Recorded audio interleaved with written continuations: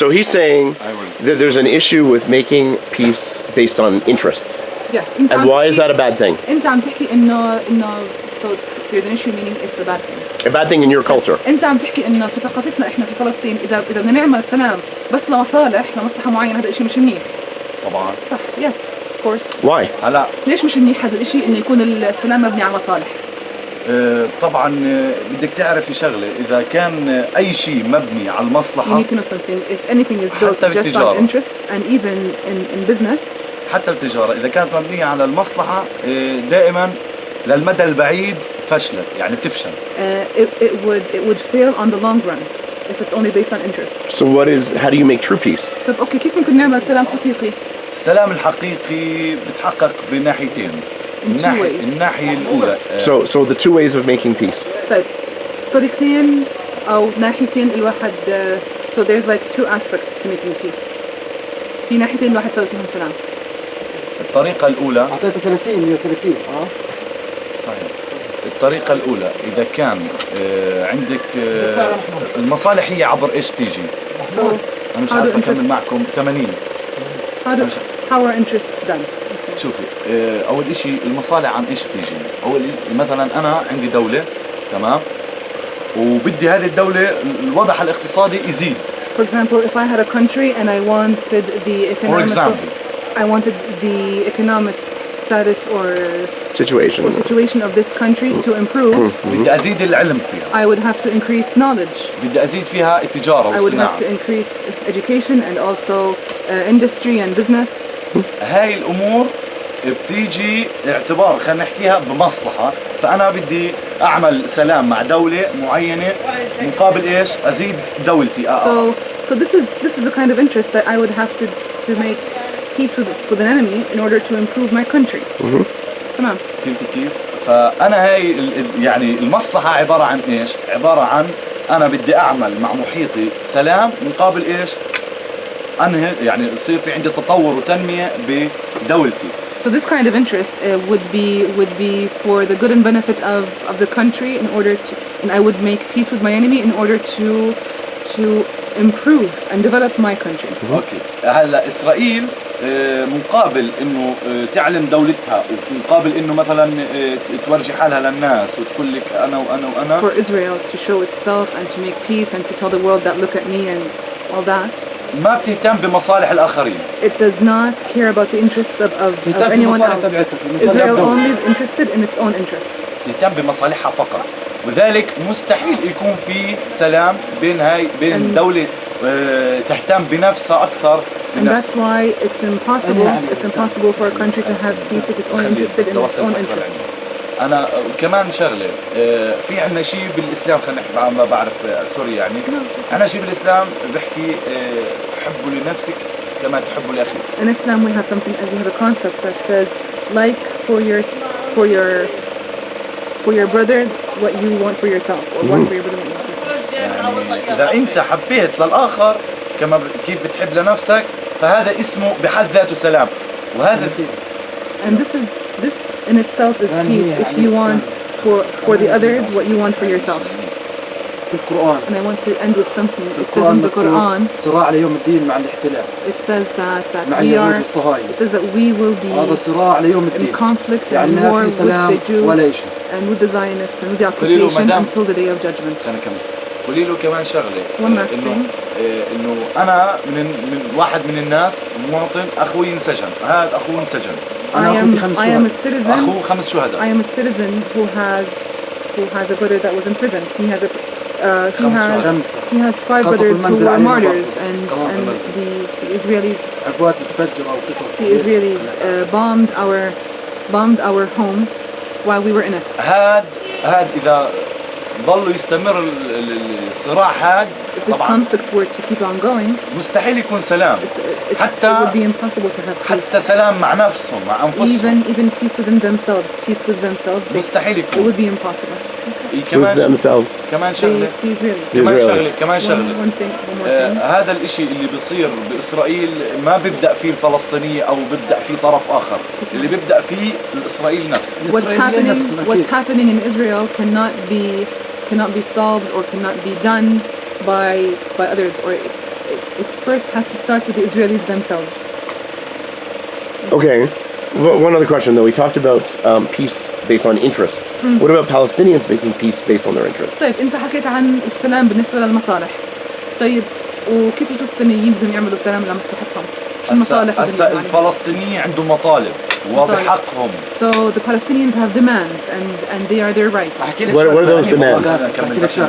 انا امي زارت اخوي محكوم بالسجن مؤبد يعني مدى الحياه. My mother visited her son, my brother, who was imprisoned for life. الحين لما زارته راحت على سجن She visited سجن him. الشيل She went to a بيجي- prison called Shell. بيجي فيه إيلات واخر شيء تل أبيب، يعني تل أبيب. في تل ابيب وهيك. هذا السجن It's يعني around تل يكون أبيب. تحت الارض. So it's underground. الحين لما بدها تروح تزارته هجموا عليهم الجيش وهي اختي الصغيره ومنعوا الزياره They were بسبب attacked ايش؟ by the Israeli soldiers and she had my little sister with her and they were prevented from visiting. Why? بسبب انها رفعت علامه النصر سوت هيك. Because she did the peace sign. Come on. Hold on. So getting back to Again, question. so why not make Palestinians make peace according to their interests? Why? What are those? He said there were Demands. demands. Right. What are those demands? اوكي شو مطالب الفلسطينيين؟ هاي بس هلا في عندك قلت لك المطالب انه الفلسطينيين من جميع الدول المتهجرين واللاجئين All the يرجعوا لوطنهم. Palestinians, first of all the وهذا حق. Palestinians in the diaspora, the refugees, have the right and come back to Palestine. وهذا حق. This is their right. This Wait, is a right. and to the Palestine of 67 or Palestine of 48? فلسطين ال 67 ولا 48؟ جميعه 48 67 67 and كلها 48. فلسطين لا في- Okay, stop, All stop, Palestine. stop. So, just that demand, do you understand that that means the end of Israel? Israel won't exist.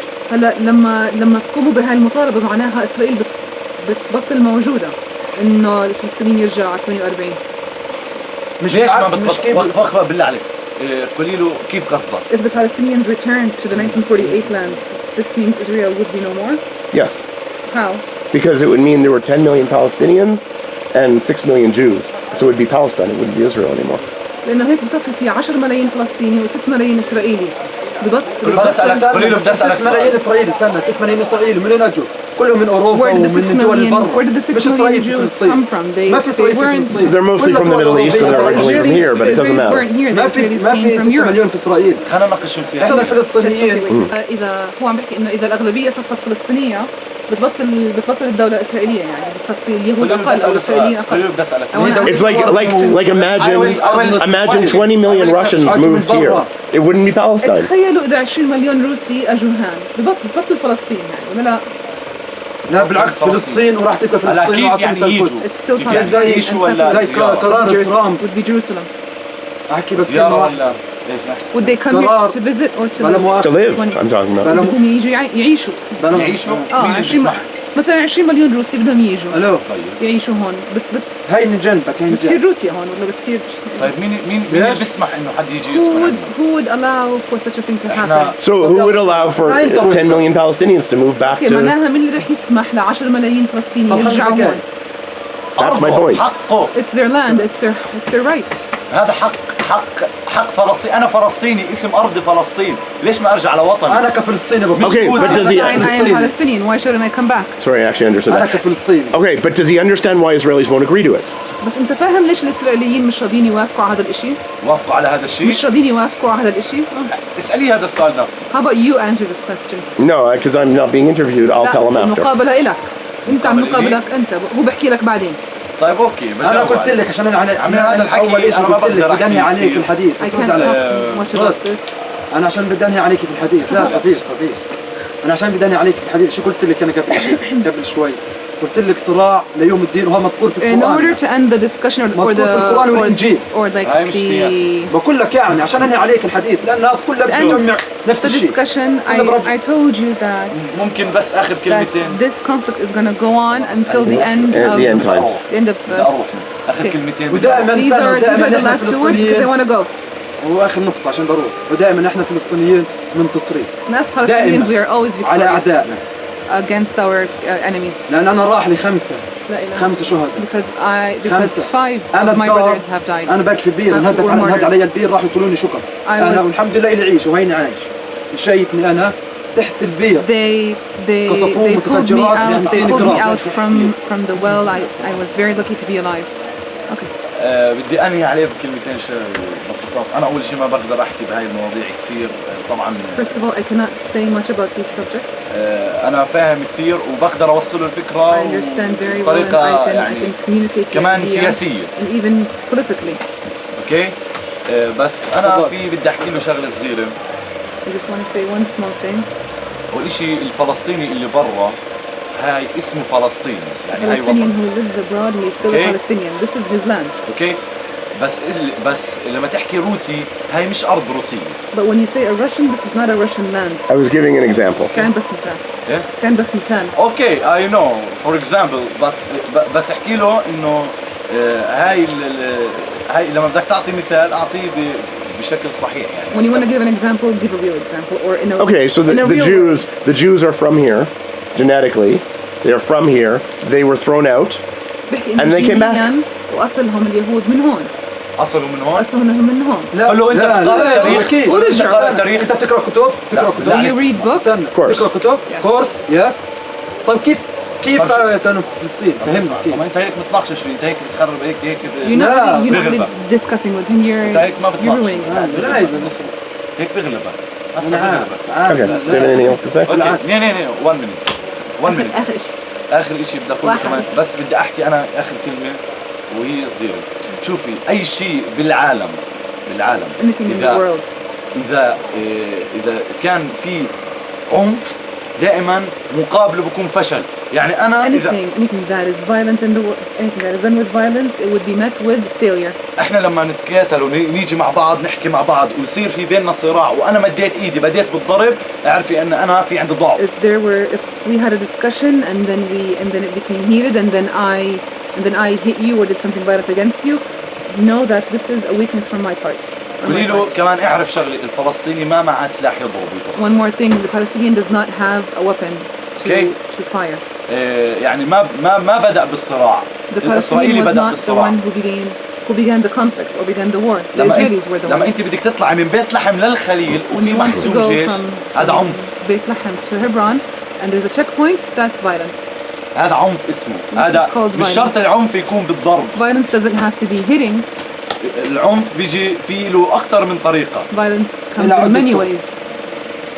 هي أو واحد اللي هي المحاسين. First of اثنين all, السجون. checkpoints, prisons, السجون. تفتيش ثاني شغلة السيارات. تفتيش. the هي inspections. محسوم خلينا نحكيها. and ثالث شغلة لما قبل 40 و50 سنة عند الاجتياح 40 يوم 40 or 50 years ago when قبل كان 40 سنة. اليهود كان يعني آسف عند الاجتياح قبل 10 سنين. قبل 10 سنين أو آسف actually, أعتذر. Okay, so during the 2000s كان اليهود يدخلوا على when the بيوتنا. Israelis came into Ramallah and there was an incursion and they came Second they Intifada, broke- yeah. yes, كانوا يسرقوا الذهب they broke بالنسوان. into our homes. They stole the gold of the women. كانوا يسرقوا وكانوا يخربوا They would steal, they would vandalize. بس انا مش حابب ازيد بدي احكي كثير. لك I don't اخر want to كلمه say احكيها more. ولا لا؟ احكي. ولما اعتقلوا اخويا And when they قبل 3 سنين when they detained my brother 3 years ago, كان في عندنا عرس، روحنا من العرس we had a ونمنا، wedding. تمام؟ We came home, we went to bed, اللي هم الجيش مقتحمين قوات خاصه طبعا، and then الشباك a الاسرائيلي special قوات force خاصه، and the Shabak came وتفجير البوابات بشكل مش and طبيعي، they blew up فوق the 7 بوابات gates. تفجير There were مخيف. 7 gates that they blew up and it was very قولي له scary. اتمنى انك تنشر اللي انا حكيته. I تمام. hope that you Uh, publish what I said. وتم الاعتداء علينا في الدار في البيت، وسرقوا ذهب واموال بقيمه تقريبا 70,000 شيكل. So they came, they attacked us, and they stole about 70,000 shekels worth of gold. والآية الكرسي القرآن الكريم اجى ضابط صهيوني خبط في ايده هيك في اجره. And then صار يخبط one على of the القرآن. Israeli soldiers came, or وأخوي. an Israeli officer came, and he took a piece of the Quran, and he stamped on it, or واخوي He put his foot on it. Step Yeah, on. yeah. واخوي اجى ولا عندك ضربه أسئلة تانية؟ ومسك السلاح وطخ في جريه ولا واحنا عندك في الدار. مين You have مين؟ واخويا مسك الضابط وضرب Yeah. عشان خبط على القرآن. So my brother came and hit the Israeli officer, but then the officer shot him. بعدين لما شافوا اخوي ضرب الضابط هجموا الجيش وطخوا اخوي في جريه وظل مرمي، وهي للحين هو في السجون الاحتلال. الله يفك أسرع. بس احكي لي اياها فهميني. حكيت له إياها. حكيت له. So when the soldiers saw that my brother hit the officer, they came and they shot him in his legs, and they detained him, and ever since he's been in prison. Guys, to help support me, if you guys could go down and click on the Patreon link and just donate $1 a month, only $1, I'd be able to get to further places, be able to rent a car, to get to villages and areas of both Israel and Palestine that I'm normally not able to get to with public transportation. $1 a month would help me get to so many incredible places.